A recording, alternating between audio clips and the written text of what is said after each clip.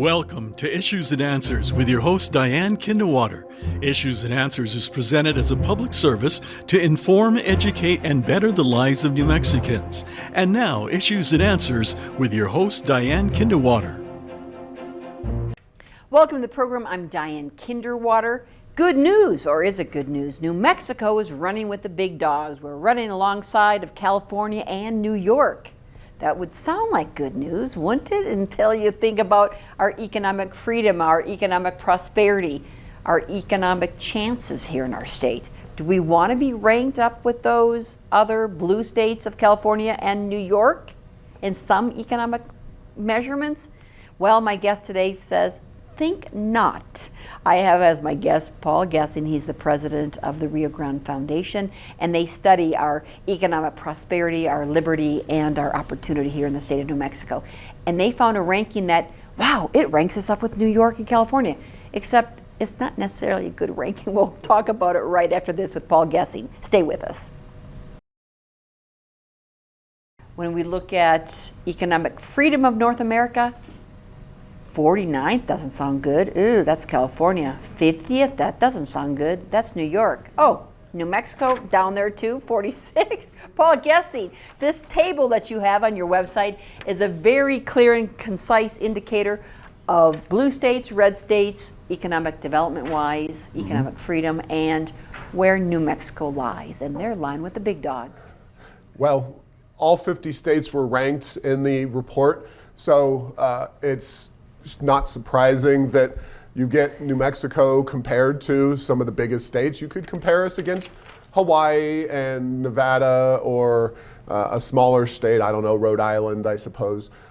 But when people talk about economic policy in the United States, you know, the founding fathers, the genius idea that they had was to create this system of federalism so that Washington, D.C. doesn't dominate all policies. They've come into a lot of policies that we wish they would stay out of, but the idea was to let the 50 states duke it out for economic activity, for population, for prosperity, and just the policies that people want to be a part of. So and they attract others to exactly, so they can have their citizens move back and forth or come to states that are doing the right things while leaving the states that aren't doing the right things. And obviously, you've got geological and geographical opportunities. You've got warm weather in some places, which most people see as advantageous, et cetera. But the four states that tend to dominate the conversation are the so-called red states, the red models of Texas and Florida. They're the red models because they tend to be Republican states. And back in 2000, when we had that election, all the states in red were George W. Bush, and all the states in blue were for Al Gore. And so since then, we've all been using this red-blue tool. So those are the red states, Florida and Texas. Why are they the red states? Because they have zero personal income taxes. They have really low tax rates and burdens overall. You can find high property taxes in Texas, for example, but overall tax burdens in Texas and Florida are very low.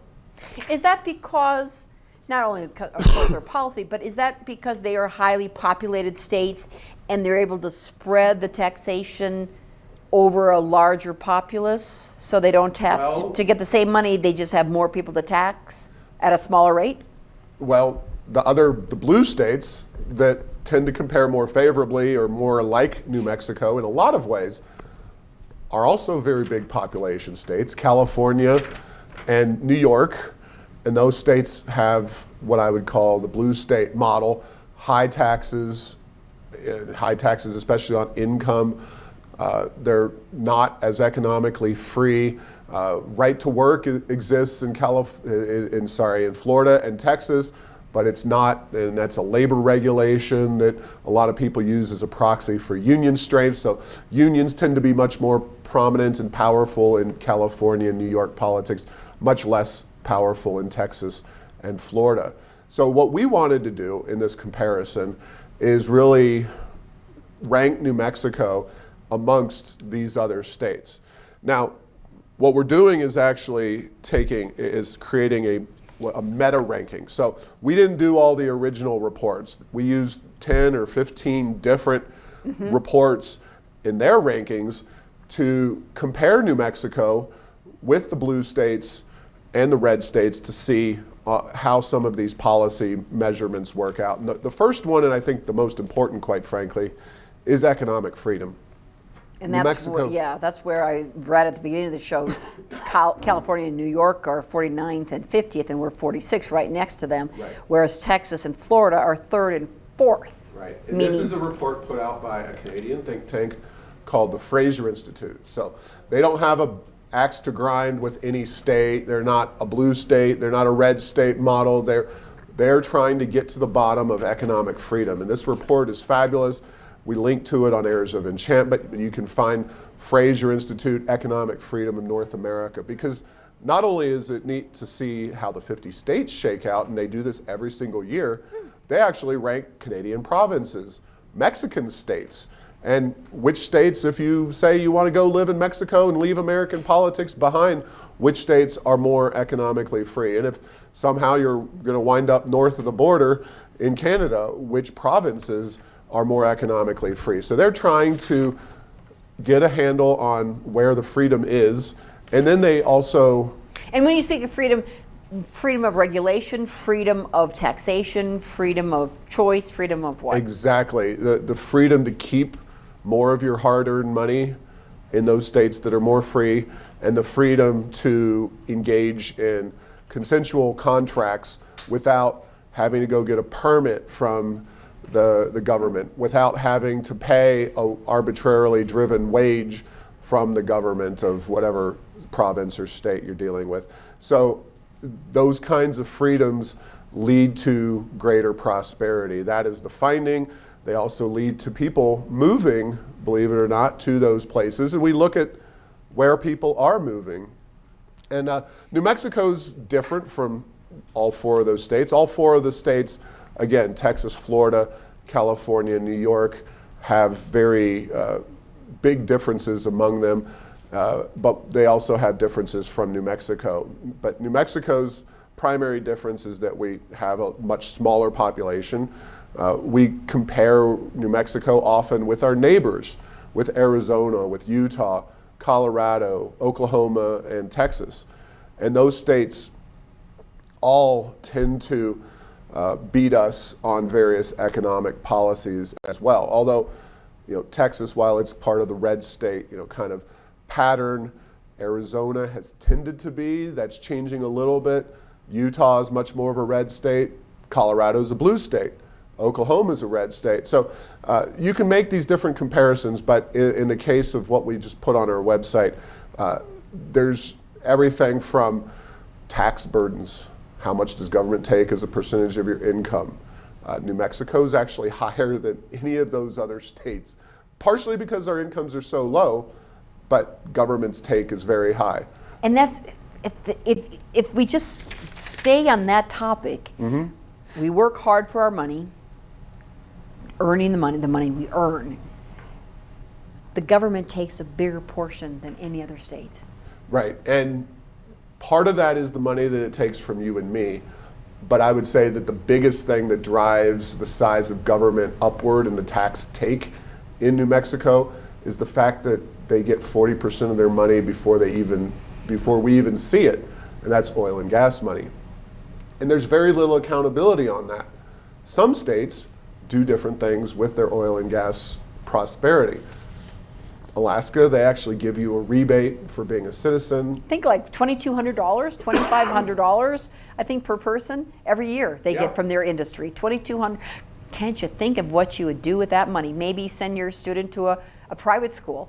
Right. Have that choice here in to New do. Mexico, the schools get the money first, and it destroys, I think, a lot of the accountability. They forget who their customers are, even within the scope of a government school monopoly, because the people paying the bills, or the industry paying the bills, oil and gas, they're just trying to stay in business. They're trying to deal with all the rafts of regulations and anti-oil and gas sentiment. They're not going to get involved in, hey, maybe the schools could do a better job. Here's how the oil and gas industry can help. No, they're purely a source of money, and they don't really get a say in how that money is used, even though they're paying 40%. 4%. Wouldn't that be interesting to say we'd like to actually train students into the oil and gas industry economy? That would be interesting to require. We're paying 40% of the education. We'd like at least some of these courses trained in our industry. That would be amazing. And another thing is, when I was up in Alaska a few years ago for a work trip, right there in Anchorage, and I wanted to rent a bike. And bike shops are hives of non-oil and gas people who don't even necessarily like automobiles, but this was a tourist shop, and when I stopped into the bike store, I asked him how the economy was doing, how's business, kind of small talk type stuff, and he's unsolicited of me said, I really wish the price of oil and gas would get up so that we could see a stronger economy in Alaska. And of course, he knows that money was coming to his pocket as well as a citizen of Alaska. And having a stake in the success of the industry directly changes the political mentality of people. And that's something that unfortunately here in Albuquerque and here in the Central Corridor, Rio Grande Corridor, a vast majority of the people don't go to Hobbs, don't necessarily go to Farmington. They don't see the impact of the industry. They don't understand where the money that fuels this state comes from. And so when it comes to the size of government and what it does, we actually are bigger than, in real terms, than any of the other states mentioned, even though we consider California and New York really big government states. You have another ranking of state economic outlook ranking that has, again, Texas and Florida as 2 and 9, and California, New York, over 35%, 45%, New Mexico, 38%. 38 is just the number, not a percent. Oh, but yeah, economic outlook is like, where do people see your state going? And this can be driven by people leaving or coming into your state.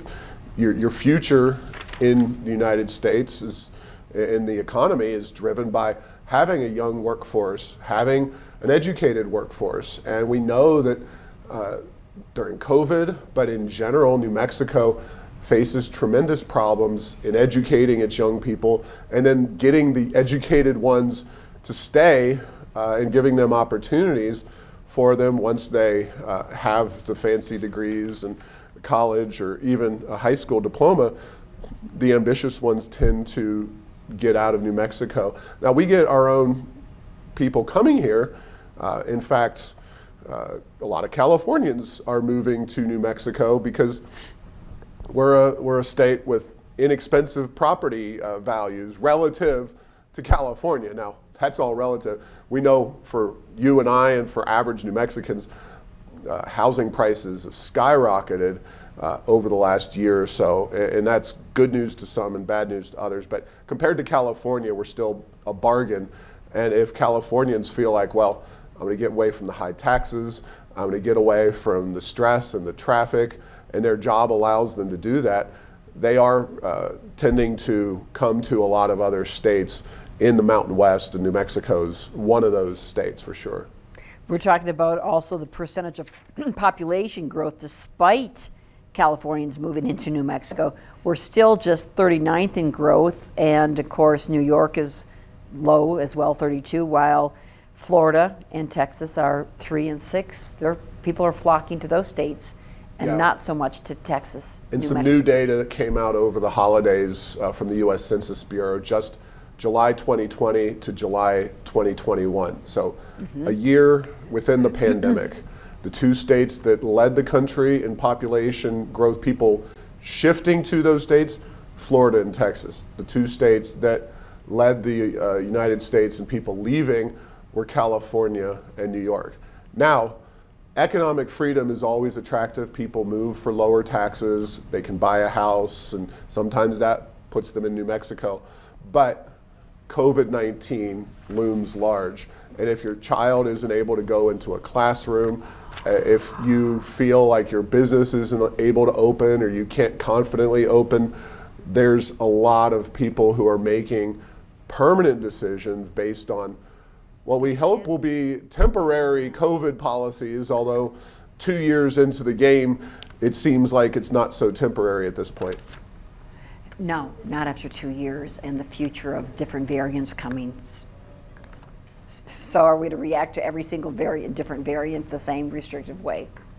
Well, obviously, I think the answer is no, but people who, their kids have been negatively impacted by, and I want to emphasize that it's not COVID per se, it is the government's reaction to COVID. In our case, Michelle Lujan Grisham, who has taken or been given, depending on how you define it, unprecedented power in New Mexico history to really make a lot of very important decisions about a range of public policies supposedly relating to COVID, but really impacting people's day-to-day lives. And I think any parent in New Mexico has considered or has to consider what the future holds for them in New Mexico if we continue to drag on in the COVID situation and with the current governor. Especially the people with kids, that's a big impact on their entire life, their entire future, is how these kids are educated or not educated. What else would you like to share regarding the study? Well, these are the inputs that show us where New Mexico stands and where we need to improve. We definitely aren't thought of in certain circumstances as having high taxes, but when you focus not just on the gross receipts tax, or the personal income tax, or the property tax, and you get to the overall burden of government, which includes this oil and gas industry, and we all benefit from the oil and gas industry, but we could benefit so much more if some of the control over those dollars flowed to we the people as opposed to the politicians and the bureaucracy. But in the study, the burden on the oil and gas industry is factored in, so really, individually, we're not, if we were to discount the oil and gas industry, the percentage of our income going to taxation isn't as large. That's right. But due to the oil and gas industry, Right. it kind of appears higher than Our it. property taxes are relatively low in New Mexico. Our gross receipts tax is an inefficient generator of revenue in certain circumstances. Obviously, we're familiar with going to the store and making the purchase, and that's taxed at rates in Albuquerque 7.875. Most other places around the state have much higher rates.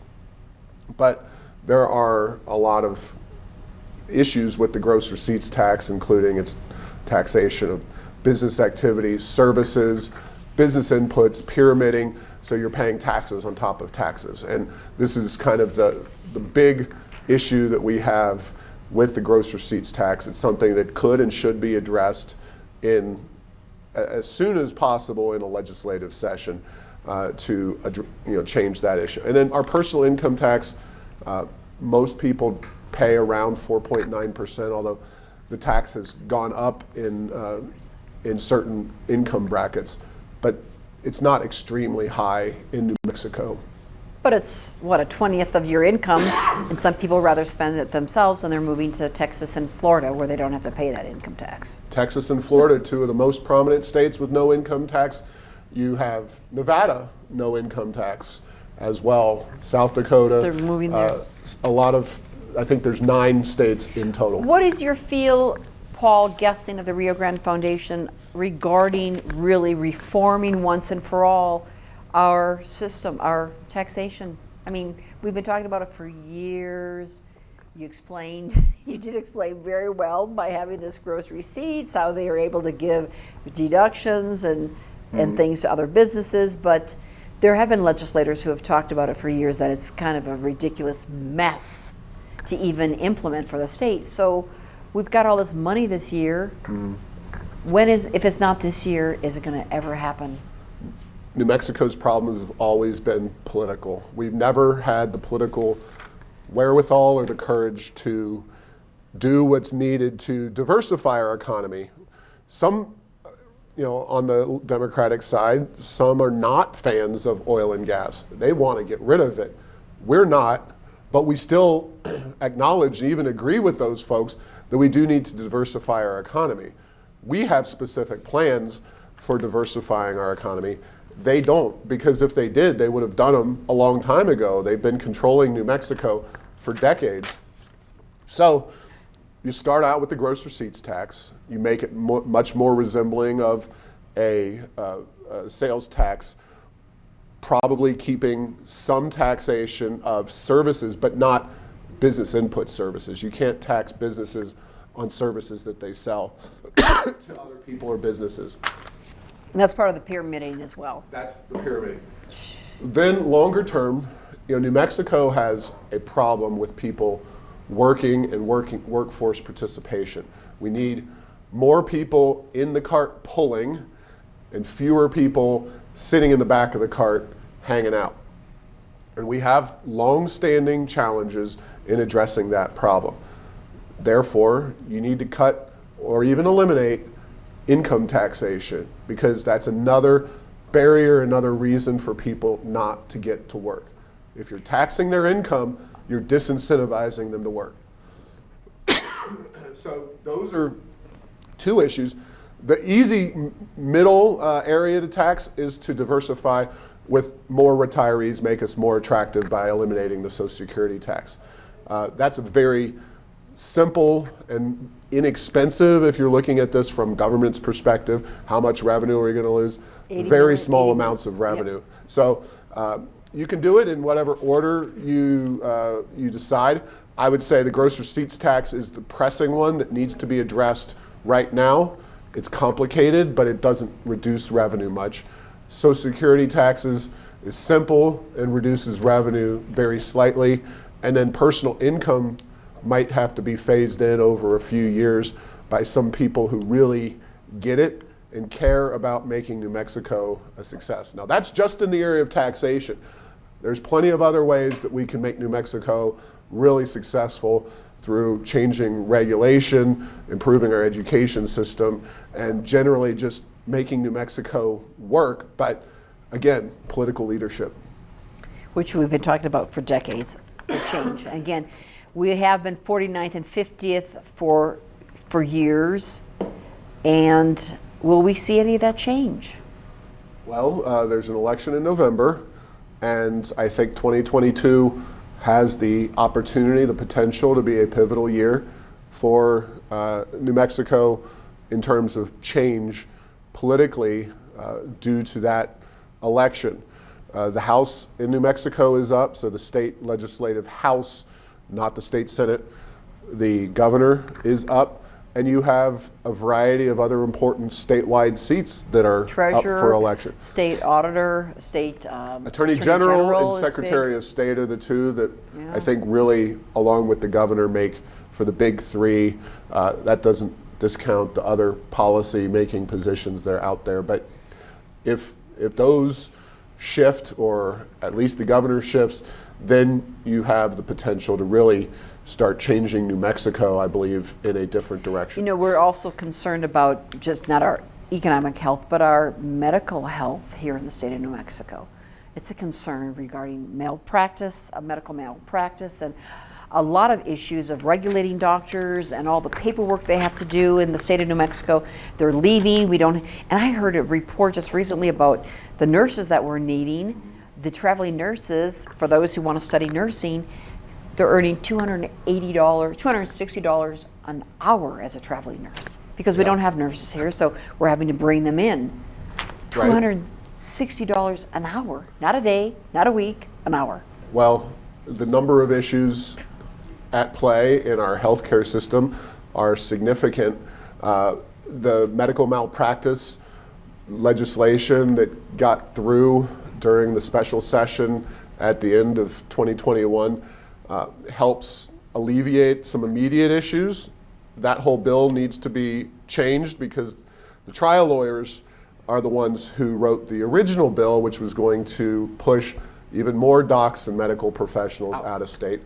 The gross receipts tax needs to be addressed because doctors are not, they're service providers. They are not full-time employees of whoever goes in to visit them, so they tend to get taxed on the gross receipts tax. One of the many reasons we should address that.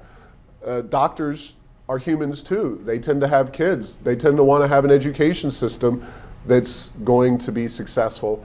It'll be a lot easier to attract doctors here if we get maybe school choice, if we get some options for families with children. And you know, if you're a doctor, you spend a lot of time in school. You're darn well going to want your kids to have good educational opportunities. So those are a few of the numerous policies that need to be looked at, and some of it's going to happen, you know, got to happen on a slow basis. Education is going to have to improve. Even with school choice, it's going to take some time to really make that work well, but we need to start ASAP. You're right, the doctors, we need more of them, we need more nurses, et cetera. Paul, in the 30 seconds we have left, you share a lot of your information in this program, but you also have a blog. Tell us a little bit about your blog. Yeah, it's called heirsofenchantment.com.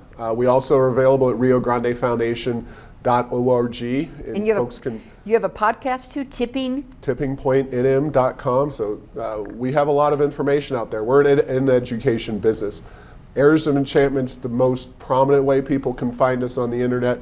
Someday I want to change the name of that blog, but it's not for a while. We need, like I said, the political courage in New Mexico to actually get beyond the errors and go to successes of enchantment. Wouldn't that be, well, that's what we're hoping for. Exactly. And people like you will make the difference and are making the difference, so appreciate all your efforts at the Rio Grande Foundation. Paul Gessing. Thanks, Diane. Thank you. Thanks for being part of the show again. And thanks again for KCHF TV for bringing you Issues and Answers. I'm Diane Kinderwater. Do your part. We'll all do our part to make this land of enchantment a success story. Thanks for watching. We'll see you next time. Bye-bye.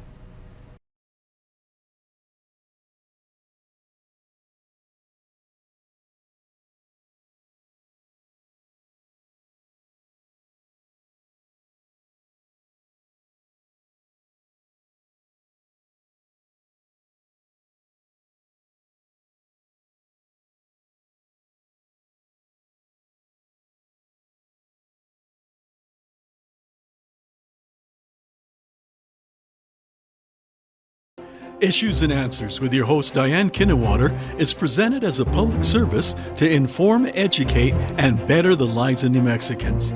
To comment on today's program or to purchase a copy of any Issues and Answers program, visit sunbroadcasting.org or call us at 505-345-1991.